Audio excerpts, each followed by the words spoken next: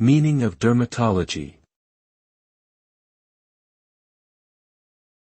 Dermatology. Dermatology. Dermatology. Dermatology. Dermatology is a branch of medicine that deals with the study, diagnosis, and treatment of skin, hair, and nails-related diseases. A dermatologist is a specialized medical doctor who diagnoses and treats conditions such as acne, eczema, psoriasis, warts, skin cancer, and allergies. They also perform various cosmetic procedures like laser therapy, chemical peels, and Botox injections to improve the appearance of the skin.